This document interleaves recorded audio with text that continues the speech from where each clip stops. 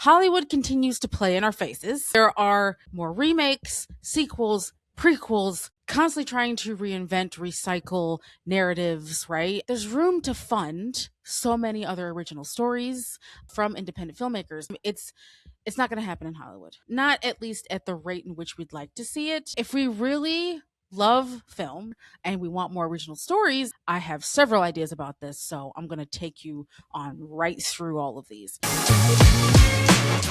Hello, Pod, and welcome back to Representation in Cinema. I'm your host, Jackie McGriff, and if this is your first time listening or watching, we talk about the films that center Black, Brown, and Indigenous voices, as well as discussing and critiquing the film industry itself. I'm not only your host, but also the founder, director, and co-producer of Our Voices Project, a production company that is committed to sharing the stories and lived experiences of Black, Brown, and Indigenous peoples through visual storytelling and truth-telling. We're community-engaged filmmakers who firmly believe that you can't center the stories of Black, Brown, Indigenous peoples without being in community and in solidarity with them. If you're watching this on YouTube, hit that subscribe button and the little bell to get notified about when new episodes drop. If you're listening on your preferred podcast platform, hit that follow button.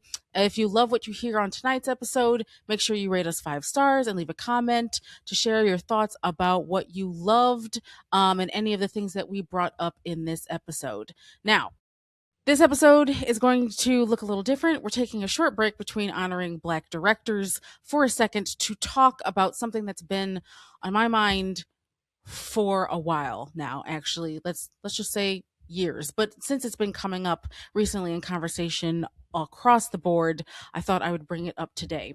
Hollywood continues to play in our faces. Especially when it comes to original stories. We're seeing the live action version of literally every Disney film to ever come out. There are more remakes, sequels, prequels, constantly trying to reinvent, recycle narratives, right? That we that have already been put out there time and time again. I don't know how many Wuthering Heights films that we're going to continue to get, but here we are. Maybe that also should be another episode, but I feel like so many people have actually clocked that film for all of the ridiculousness that is in this newest one. But anyway, I digress. Even when original films do well at the box office, namely Sinners, because of course we're never going to stop talking about that film. We're still slapped with yet another adaptation.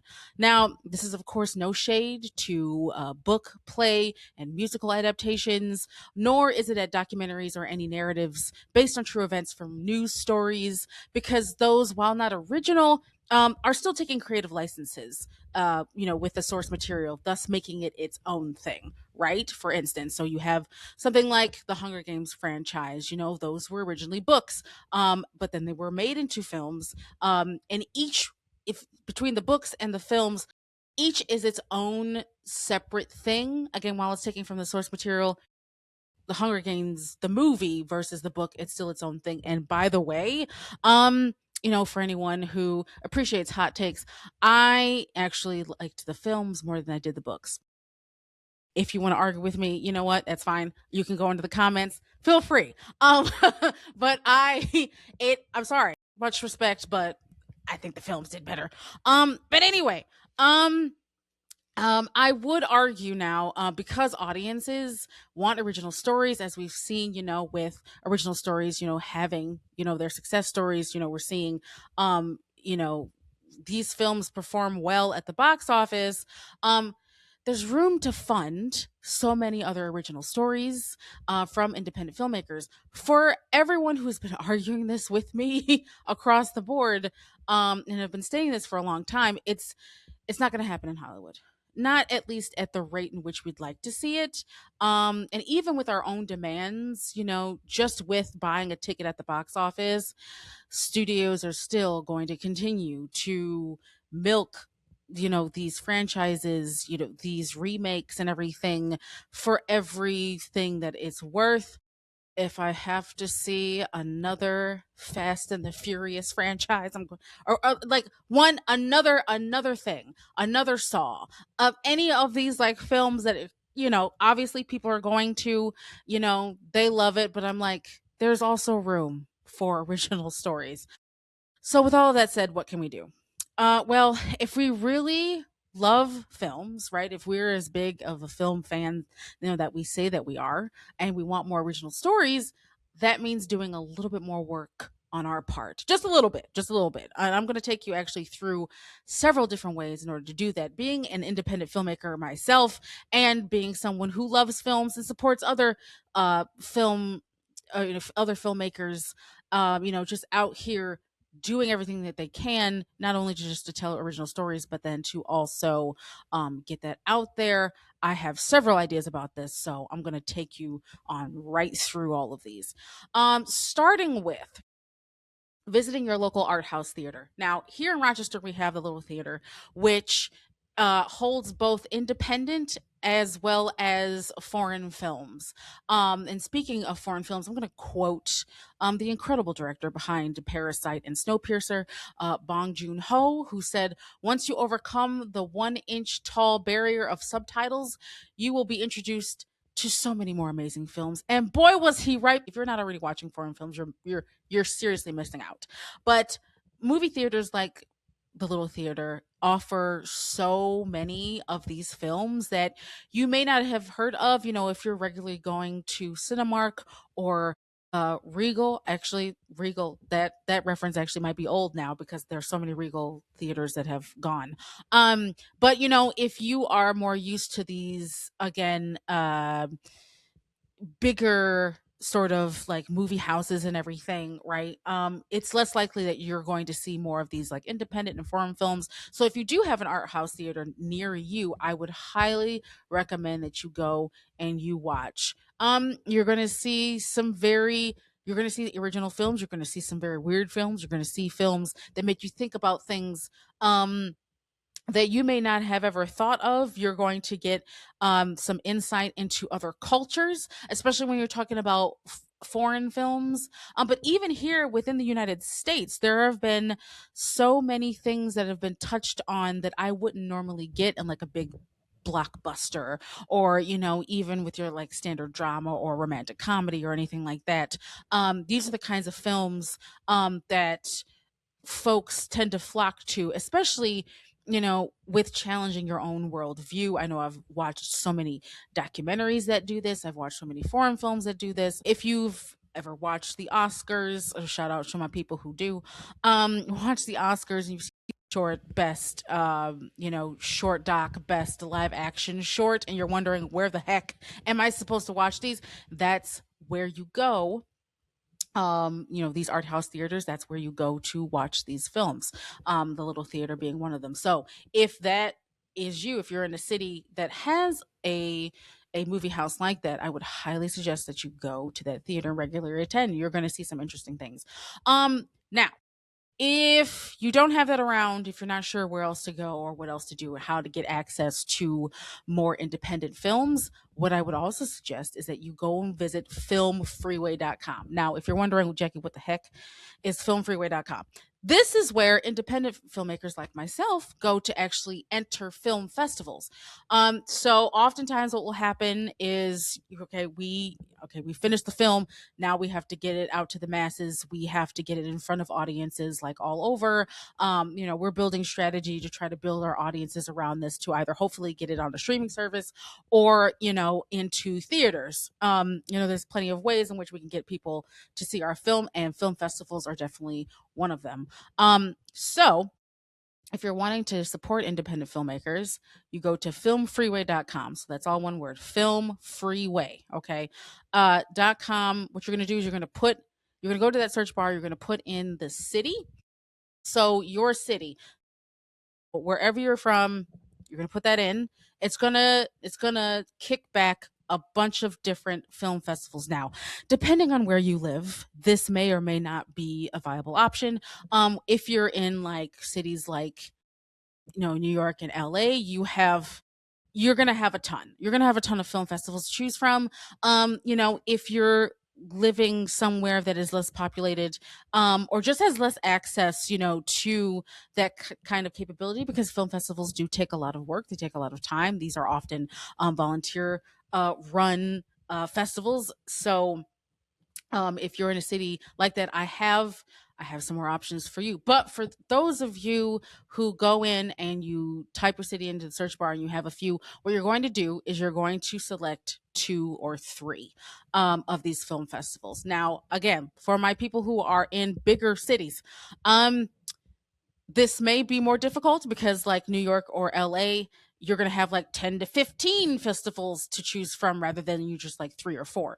Um, I know here, at least in Rochester, we have quite a few. Some that are the films are curated, some of them are taking from folks who have submitted their films. This is film festivals like the Rochester International Film Festival. This is also the Image Out Film Festival, and there's at least a couple of others that I'm forgetting. So if I've forgotten yours, please comment below. Um, but a way in which to sort of narrow down these films, especially if you are in one of those cities where it's a ton, you can also narrow this down by uh, what it is that you're wanting to support. So if you're wanting to support more diverse filmmakers, there are categories for that. I know, at least for our film, being Black in America, we are looking through the film festivals that center Black voices, African American voices.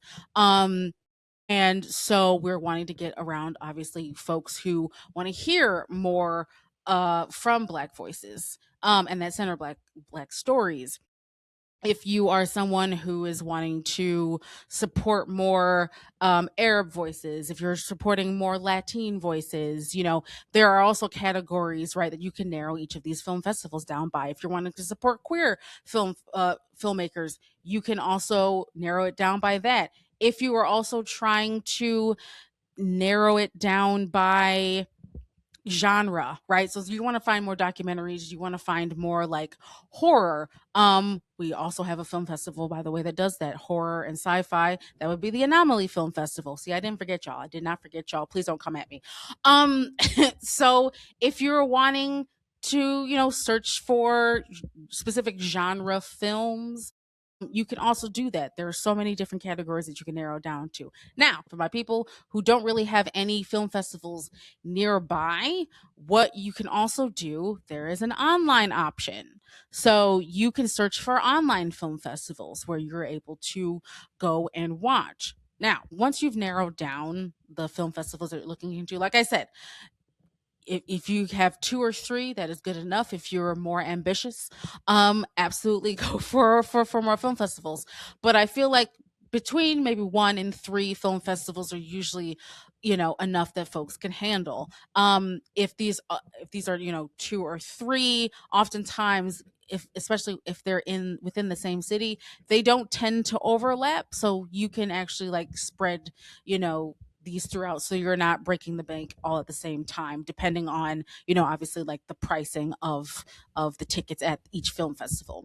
So what you're going to do is you're going to have your make note of each of your film festivals. You're going to go to their website. Okay, you're going to sign up for their mailing list. Do they have a social media, right? If you're on Facebook or Instagram, follow them on Facebook and Instagram. If they are still using Twitter and you're still using Twitter, I don't know whether or not to judge. And it's active. Feel free at your own peril. Whatever social media that they're on, feel free, and I don't just mean feel free. I mean actually follow them, just so you're getting all the updates about, the films that are coming in. You're getting the programs, right? You are finding out what the price is. What is the price per film? Or, is there a pass? And if you just want to go and kind of pick and choose, while you're there, look up, like I said, the price point, but also look and see if that there are panels. With the filmmakers, oftentimes these film festivals will have like Q&As with the filmmaker. Not all of them, but quite a few of them. But also look up the films that really pique your interest. You can, go through all of the films once they finalize, obviously, their programming and everything. You can go through the plot synopsis. You can see if there's any like actors that you like, because sometimes in these independent films, they'll cast like a bigger name. But at any rate, if it's a movie that really speaks to you, you're reading the description, you're like, "Ooh, that sounds interesting." Make a note of that. Go see if that film then has social media, has its own page, has its own website or whatever. Look and see who the filmmaker is. Go and follow that filmmaker. These, are steps that you can follow so to make sure you're not only following that film festival and, putting money into that film festival that's bringing all these independent filmmakers to you, but then also supporting the individual filmmakers who are making that happen. Because then what happens, it's, there's more than likely that they're not only showing their film at just one film festival. They're doing a film festival tour of sorts. If it lands in a theater, if it lands on streaming, now you are someone who's seen the film, and if you enjoyed the film, you could tell other people to go and watch it. This is how we build audiences around our films. It's not just because people are coming to see the film, but they're also because they love the film and they are supporting it by sharing what you loved about the film. They're sharing their feedback, they're sharing information about the film, about the filmmaker. And now for the future, when that comes out, they already have an audience built in. And then for any other projects that come after that, now they already have a built-in audience and they can get seen by even more people because of that feedback loop. You're telling people, and then other people are going to see it, and then they're telling people, and it just, again, continues to build on itself. Like I said, find those 2 or 3 film festivals, follow their mailing lists, follow their social media, find the films that really intrigue you, buy a ticket, attend. If you love the film, tell people, tell people, tell, you know, tell your friends, tell your family, you need to go see this film. It's just how we again kind of build this system of not just depending on Hollywood to bring us the stories, but then also doing our own work and seeking independent filmmakers who are telling the kinds of original stories that we really want. There's only so many that we get. I know there's been talk about films like Is God Is and You, Me, and Tuscany that's coming out. Even though again that's more of like a bigger, that has more like funding behind or backing behind of it because of a studio, but it's like these unique stories that we don't get to see. There's also I Love Boosters that's coming out, directed by Boots Riley. But had it not been for people talking about Sorry to Bother You, when that came out, we would not see Boots Riley continuing to make more films. We need to be making the right people famous, is what I'm saying. So there are like so many other things that you can be doing, not just with the film festivals, but then also taking time to go through your streaming services. Um, Not being afraid to just spend a little extra time going through films, seeing what these are all about. I am going to say this. I know the reputation that Tubi gets. I know. I know. Okay. There are some. Listen, every film is a miracle. Okay. Every film is a miracle. Every film that is made, okay, is a miracle. These are so hard to make. Films are so hard to make. I'm just going to say that. I'm going to preface that right now. Okay. But some of these films, okay, that's all I'm going to say. And but there are so many more films, okay, that are absolutely incredible. There was a film, okay? There was a documentary made about the Alabama Brawl, okay? Called The Alabama Brawl, go figure.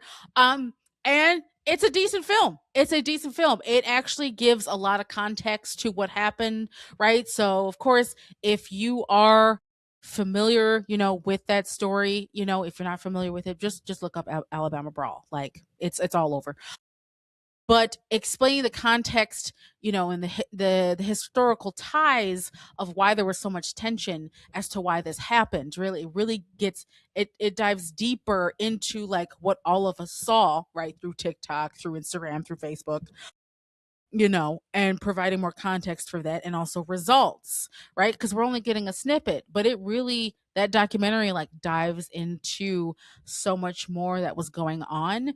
And we wouldn't get films like that if it weren't for streaming services like Tubi. So I would absolutely advocate for you taking your time through subscription services, through streaming, looking at the description of different films. I have been on now I'm a documentary filmmaker. I love documentaries. That's where my heart is. And I've watched so many through that are really good, and aren't really getting the kind of recognition that they need, or the kind of eyes that they need, which again is why I highly, highly recommend that you go through streaming services like Tubi, like Peacock. There's also Quelly TV. So Quelly TV, shout out to Steph from Be Real Cinema Club, who brought that subscription service, or the streaming service rather, to my attention, because all of those films are directly from film festivals. So they go through film festivals, those filmmakers, and then they get uploaded like to Quelly, right? So if Quelly TV, if there's a rep from the one of those film festivals that's there, to sort of develop a relationship with this filmmaker, to then buy the rights to platform that film or to stream that film, you're seeing folks like like fresh off of like that, like their film festival tour. So again, it's another way for you to not only support like an independent streaming service, right, that isn't tied to like a bigger corporation, as far as I know. But it's also a way to again support indie filmmakers. And I would also say, if you are doing the same thing that you're doing for film festivals, right, where you're looking up the film, you're looking up the filmmaker, you're following the filmmaker and everything, I would highly recommend that you do the same. After you've watched a film, on one of these streaming services, and it's a film that you thoroughly enjoyed, go look up the film, go look up the filmmaker, follow the filmmaker. If they have a mailing list, join that as well. So all of their updates are coming directly to your inbox. There is so much that we could be doing. Also, a lot of these filmmakers, they vary in age, but we also have student filmmakers. We're all about supporting the youth. There's also opportunity for you to do that as well. Oftentimes what will happen is there'll be student film festivals, and you can just that's just like a quick Google search. You can also go through Eventbrite and search for film, or yeah, community film screenings that are happening, in your city. That's also available to you. Again, a lot of this is free 99. Okay, like with the exception of like streaming services, most of this is free. Okay, it just requires a little digging. But again, if you want to see original stories and if you want to support independent filmmakers, this is how you do it. Okay, so I took you through a lot. I took you through so much, so there should be no excuse, right? Right. Okay, this is what it's going to take. And again, I'm not knocking anybody, okay, for going to like the bigger movies, and also, supporting, any of these films that are sequels. So I can't necessarily say a ton. I will say a little, but I can't say a ton because, of course, The Devil Wears Prada 2 is coming out. And listen, I could have done without it. I could have done without it, but will I be seeing it? Yes. Yes, I will. I can also share some of the responsibility, but only a teeny bit, okay? Only a teeny bit. However, it would be my preference if there were more original stories coming out, rather than the same recycled stories and everything that we continue to get out of Hollywood. So this is Yeah. going to be the way that we do it. So thank y'all for letting me rant. I'm going to try to put some sort of like graphic or something, or a link, to everything that I just, outlined in like a short, succinct outline, right? Um, for you to, kind of just like follow through each of these things, especially with searching through Film Freeway for local film festivals. But again, for any of these, tips that are more accessible to you, I want to be able to provide that for you in the description. So it'll be in the show notes or in the description if you're watching on YouTube. Um, but thank you for letting me rant. I would love to do more of these. So, in order for me to do more of these, you got to let me know in the comments. So feel free to put it in all caps. Jackie, do more of these. Like, I'll respond to those. But even if you don't, that's fine too. I'll respond either way, unless you're being problematic in the comments.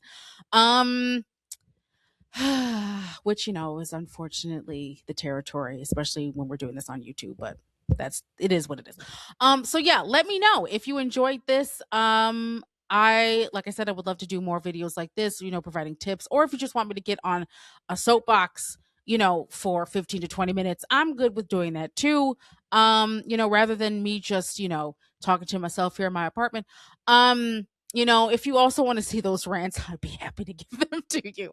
As per usual, you can find us on YouTube, Facebook, Instagram, TikTok, and Threads. You can also follow us or visit us rather on ourvoicesproject.com to find more information about what we do.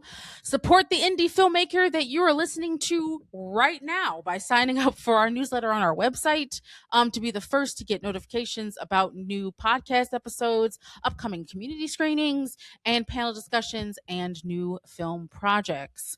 Again, I'm Jackie McGriff, your host for this episode of Representation in Cinema. As always, thank you again for listening.